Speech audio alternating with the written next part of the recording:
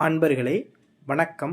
நாம் இன்னைக்கு வீடியோ பதிவில் எதை பற்றின தகவலை பார்க்க போகிறோம் அப்படின்னு பார்த்தீங்கன்னா, பிரபஞ்ச ஏவல் வித்தையை பற்றி தான் நம்ம இன்னைக்கு வீடியோ பதிவில் முழுமையாக நம்ம பார்க்க போகிறோம். அதாவது பிரபஞ்ச ஏவல் வித்தை அப்படின்னா என்ன அப்படின்னா, ஒரு சில பேர்களுக்கு பிரபஞ்ச ஏவல் வித்தைனா என்னங்கிறது தெரிஞ்சிருக்கும். ஒரு சில பேர்களுக்கு இந்த பிரபஞ்ச ஏவல் வித்தை அப்படிங்கிறது தெரிஞ்சிருக்க வாய்ப்பு கிடையாது. சரிங்களா? பிரபஞ்சம் அப்படின்னாவே பஞ்சபூதம் தான். சரிங்களா? பஞ்சபூதங்கள் இல்லைன்னா இந்த உலகமே இயங்க முடியாது. சரிங்களா? அது போல தான் பிரபஞ்சம் அப்படிங்கிறது சொல்கிறாங்க. சரிங்களா? ஏவல் வித்தை அப்படின்னா, நம்ம மனசில் ஒரு காரியத்தை நினச்சோம் அப்படின்னா அந்த காரியத்தை நடத்தி கொடுப்பது பேர் தான் ஒரு ஏவல் அப்படிங்கிறது சொல்கிறோம். சரிங்களா? அதனால தான் பிரபஞ்ச ஏவல் வித்தை அப்படிங்கிறது சொல்லப்பட்டிருக்கு. சரிங்களா? நம்மளுடைய குருவான தெய்வத்தின் மூலமாக அறியப்பட்ட இந்த பிரபஞ்ச ஏவல் மந்திரத்தை பற்றி தான் இந்த வீடியோ பதிவில் முழுமையாக நம்ம பார்க்க போகிறோம். இந்த பிரபஞ்ச ஏவல் மந்திரத்தை எவன் ஒருவன் தினசரி இந்த மந்திரத்தை பிரயோகம் பண்ணுறானோ அவனுக்கு மனசில் நினைச்ச காரியங்கள் எல்லாமே அவனுக்கு நடக்க ஆரம்பிக்கும்.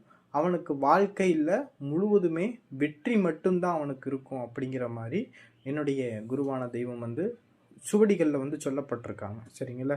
அதாவது இதெல்லாம் ஓலைச்சுவடி குறிப்புகள். சரிங்களா? இந்த குறிப்புகளை பார்த்தீங்கன்னா பயனுள்ள எல்லாருமே பயன்படுத்தக்கூடிய வகையில் இருக்கக்கூடிய மந்திரங்களை தான் உங்களுக்கு நான் வீடியோ பதிவில் நான் கொடுப்பேன். சரிங்களா? யாரும் பயன்படுத்த முடியாத வகையில் இருக்கக்கூடிய மந்திரங்களை நம்ம கொடுப்பதில்லை. சரிங்களா? அதனால் இந்த பிரபஞ்ச ஏவல் வித்தை மந்திரத்தை பார்த்தீங்கன்னா எந்த நபர்கள் ஜெபிச்சாங்கன்னா பலன் தரும் அப்படின்னு பார்த்தீங்கன்னா, இதெல்லாம் பார்த்தீங்கன்னா சிவ மந்திரங்கள். பிரபஞ்ச ஏவல் மந்திரம் பார்த்தீங்கன்னா சிவ மந்திரங்கள். சிவபெருமானை முழு அன்போடு பக்தியோடு மனதில் நினச்சி இந்த மந்திரத்தை நம்ம சொல்லி வழிபடும்போது நம்மளுக்கு என்ன செய்யும், இந்த மந்திரம்ங்கிறது பலன் தர ஆரம்பிக்கும். சரிங்களா? என்னுடைய குருநாதர் சொல்லுவார், என்ன சொல்லுவாங்க அப்படின்னா, சிவ மந்திரங்களை பொறுத்தளவு பொய்த்து நடிக்குமடா அப்படிங்க சொல்லுவாங்க. அதாவது எதுக்காக அப்படி சொல்கிறாங்க அப்படின்னா, அதாவது கெட்ட எண்ணங்களை மனசில் வச்சுக்கிட்டு அடுத்தவர்களை அழிக்கணும் அப்படிங்கிற அந்த வஞ்சனை குணம் உள்ளவங்களும் சரி, அதாவது தீய எண்ணங்களை கொண்ட மனிதர்கள் இந்த சிவமந்திரங்களை ஜெபம் பண்ணாங்க அப்படின்னா அவங்களுக்கு வேலை செய்கிற மாதிரி வேலை செஞ்சு கடைசி அது வேலை செய்யாமல் போயிடும். அதனால தான் குரு என்ன சொல்லுவாங்க அப்படின்னா, சிவமந்திரங்கள் பார்த்தோன்னா பொய்த்து நடிக்குமடா அப்படின்னு சொல்லிட்டு சொல்லுவாங்க. சரிங்களா? அதனால முழு அன்போடு பக்தியோடு முழு நம்பிக்கையோடு இந்த சிவமந்திரத்தை நம்ம தினசரி நம்ம நம்மளுக்கு எப்பப்பெல்லாம் நேரம் கிடைக்குதோ அப்பப்பெல்லாம் நம்மளுடைய பூஜை ரூமில் இரவில் ஒரு விளக்கு ஒன்று மட்டும் பொருதி வச்சுக்கிட்டு இந்த சிவமந்திரத்தை நம்ம எப்படி பிரயோகம் பண்ணுறது அப்படின்னு பார்த்திங்கன்னா, மூச்சை மெதுவாக உள்ளே இழுத்து மூச்சை அடக்கி இந்த மந்திரத்தை சொல்லிட்டு அப்புறம் மூச்சை மெதுவாக வெளியே விடணும். சரிங்களா? இதே போல் 108 தடவை தினசரி இந்த மந்திரத்தை நம்ம இப்படி சொல்லிட்டு வந்தோம் அப்படின்னா பிரபஞ்ச சக்திகள் முழுவதையுமே நம்ம உடலானது கிரகிக்க ஆரம்பிக்கும். பிரபஞ்ச சக்தி கிரகிக்க ஆரம்பிச்சுனாவே நம்ம மனசில் நினைக்கக்கூடிய காரியங்கள் எல்லாமே சித்திக்க ஆரம்பிக்கும். பிரபஞ்சம் அப்படின்னாவே பஞ்சபூதம் அப்படின்னாவே இறைவனுடைய அருளை முழுவதுமாக பெற முடியும்.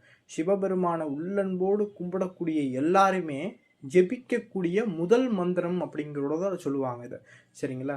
அதாவது சிவ பூஜை பண்ணக்கூடியவங்க, சிவபெருமானையே முதற் கடவுளாக நினைத்து வழிபடக்கூடியவங்க எல்லாருமே இந்த மந்திரத்தை சொன்னீங்க அப்படின்னா இந்த மந்திரம் உங்களுக்கு முழுமையாக பலன் தரும். அதே போல் இந்த மந்திரத்தை தினசரி நம்ம வாழ்க்கையில் சொல்லிக்கிட்டு வந்தோம் அப்படின்னா என்னென்ன விஷயங்கள்லாம் நடக்க ஆரம்பிக்கும். இந்த மந்திரம் சித்தி ஆயிருச்சு அப்படின்னா நம்ம ஜெபிக்கக்கூடிய அனைத்து சிவ மந்திரங்களுமே நம்மளுக்கு பலன் தர ஆரம்பிக்கும். அனைத்து தெய்வங்களுடைய அனுக்கிரகமுமே நம்மளுக்கு கிடைக்க ஆரம்பிக்கும். நம்ம போகிற இடமெல்லாம் சிறப்பு உண்டாகும். நம்ம ஒரு இடத்துல கால் வச்சோம் அப்படின்னா அந்த இடத்துல ஒரு துஷ்ட சக்திகளோட நெருங்க முடியாது. அப்பேற்பட்ட மிகவும் சக்தி வாய்ந்த சிவமந்திரம் தான் இந்த சிவமந்திரத்தை.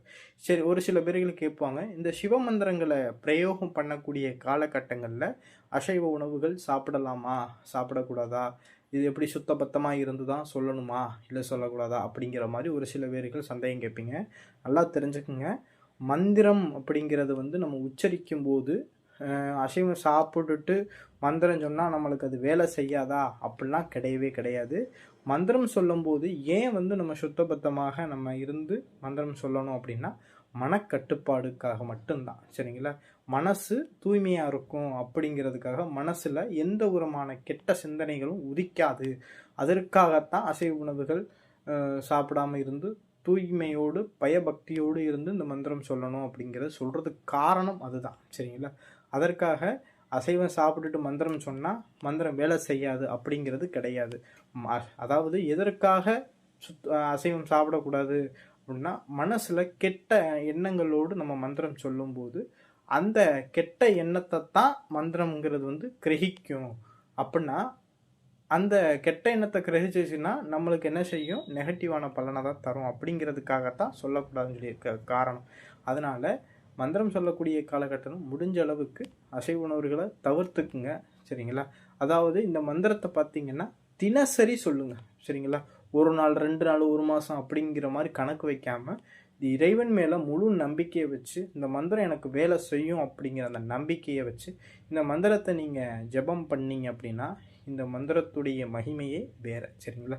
இந்த வீடியோ பதிவு பிடிச்சிருந்துச்சு அப்படின்னா நம்மளுடைய சிவருத்ர மகாகாளி அருள்வாக்குப்பிடம் யூடியூப் சேனலை சப்ஸ்கிரைப் பண்ணாதவங்க சப்ஸ்கிரைப் பண்ணிக்கிங்க. நன்றி, வணக்கம்.